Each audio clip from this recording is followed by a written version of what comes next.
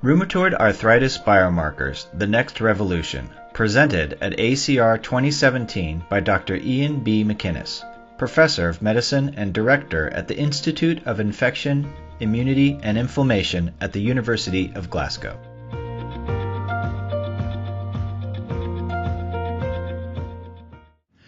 And I want to say to you that the polyomic revolution, and the polyome I'll define for you just in a moment, the polyomic revolution will be the third revolution that will utterly disrupt the way in which we treat inflammatory arthritis and complex inflammatory rheumatic musculoskeletal diseases in general.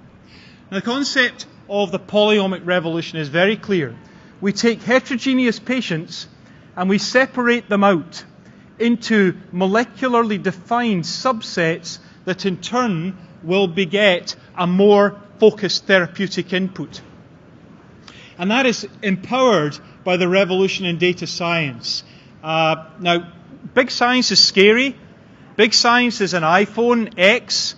It's an iPhone 8 Plus. It's kind of hard to choose between the two unless you're a multimillionaire, in which case it's easy. But my daughter can do that in about 5 seconds because she was brought up in the big science era. I'm a dinosaur. I just rely on others to do this. But what big science allows you to do is it allows you to take complex organs, cellular networks, and molecular networks and integrate those by generating information. And the information you generate is by calculating the genomic, transcriptomic, proteomic, gliomic, metabolomic, pretty much any omic. I'll show you another one just in a moment. And we are today going to talk about a biomarker that is in the proteomic space. Is that the right measure? Well, actually, I don't know.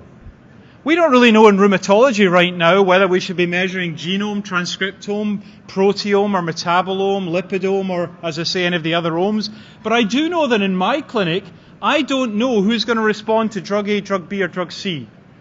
And when I'm monitoring my patients, I don't know whether patients' response state reflects the fact that they've had a good drug response, whether they won the lottery and are now a multimillionaire, which they weren't last week, or whether when they came to clinic they'd fallen out with their husband or wife or children and are feeling really miserable and finding it hard to explain how they feel that day.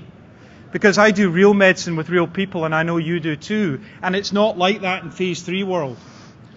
So, drilling down on the protein biomarker era, we're very familiar with the use of autoantibodies and acute phase reactants. Everyone in the room orders these on a regular and daily basis. We're very comfortable with interpreting those. They're part of our routine standard of care, but they don't define patients with sufficient selectivity as to allow us to make effective decisions. We have new inflammatory moieties, cytokines, chemokines, chaperonins, and then we have, and we're not going to talk about these particularly today, novel proteomics, mass spec-based approaches, pulling out. We allow there the technology to tell us about new informative protein signatures. Today we're going to focus mainly on a combinatorial approach, taking several different proteins together to try and help us. And I don't think it's any secret, this has been quite a controversial development. Here's my very dear friend, and he is a very dear friend, Joseph Smolin, whose view is that we forget personalised medicine and focus on disease activity. That's fine, provided the disease activity measure is reliably informing you on inflammatory pathways. And we all know in the real world that that's very hard. There isn't a great evidence base out there, and this is a relatively recent meta-analysis, a systemic review, I should say, from Jaap van Laar and colleagues, and their primary conclusion was that there isn't a good evidence base for the use of biomarkers. But that's changing, it's changing fast, and we're going to show you today some data that actually demonstrate how that literature is changing. The promise in other disciplines was captured in something called the Wish Foundation report. Now, if you're very bored, look it up, it's online. It's a really interesting vision of a world where molecules and molecular assessments are actually defining every step of the way. David Bowie, hear it coming. This is the future, guys, whether we do or do not wish to embrace it in 2017. And whether or not it's a Vectra DA, by the way, I'm rather impartial, but accepting the principle that agile and interesting and informative biomarkers can change our practice is critical, and I'd urge you to listen to the data today in that spirit. And the final omic before I close, and forgive the dreadful pun, Econ omic. This is a very provocative article from Victor Zawa and colleagues in The Lancet. What they're looking at here is the value to health of anticipating illness and preventing it. And it's pretty depressing that RMDs, rheumatic musculoskeletal diseases, are not in there.